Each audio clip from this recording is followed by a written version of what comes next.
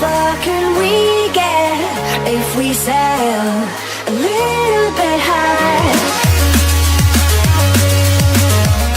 Riverdale is a strange place.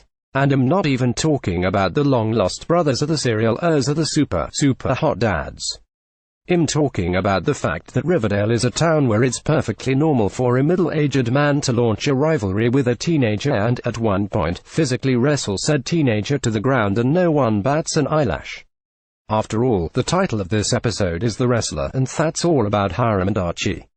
But before we get into all that, let me set the scene for you. It's almost time for Pickens Day in Riverdale, a day dedicated to the man who founded the town we all know and love and are confused by.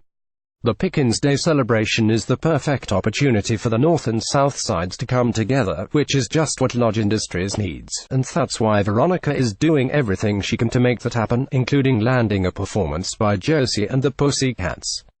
But seeing as how Mayor McCoy does not approve of Veronica's new role in her family's business, that doesn't quite work out.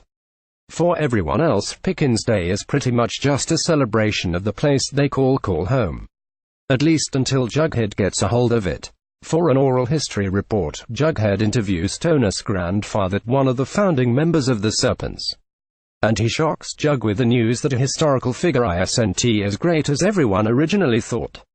Can you imagine? Apparently the land that Riverdale now calls home used to belong to a tribe.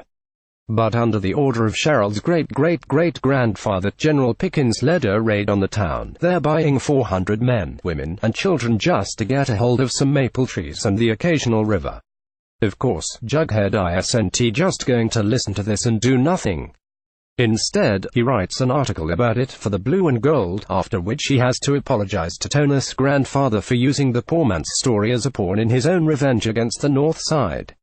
But at the end of the day, the Serpents come together to protest Pickens Day, and when Hiram puts a swift end to the protest, he gives some speech about how the protest is just further proof of what a wonderful place Riverdale is. The hour ends with someone decapitating the statue in Pickens Park.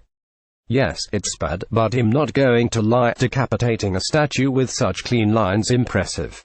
On the smaller scale of happenings this week, she learns what a truly terrible person Hal Cooper is. Hal spends the entire episode asking she questions and trying to kick him out of the house before Penelope offers Hal comfort, which is her favorite word for. Meanwhile, Betty does everything she can to get to know her brother. After she mentions the scars he has from all of the clients his landlord booked for him at the hostel, Betty wastes no time in mentioning the crescent moon-shaped scars on her hand from where she digs her nails in. Because that's totally the same thing. Ultimately, it's Kevin who has the real details on Chic when he remembers him from a webcam site. Turns out, Chic is a video gigolo, and when his former landlord throws out all of his stuff, Betty tries to be the supportive sister by providing him a new laptop on which he can rock the virtual worlds of people everywhere. Later, when Chic asks why Betty's helping him or why she even went looking for him in the first place, she tells him about Dark Betty. She was hoping he'd have a dark side too and that they could make sense of things together. Chic's response introducing Betty to webcam, because it's both profitable and a fun way to escape the blackness that is your own soul.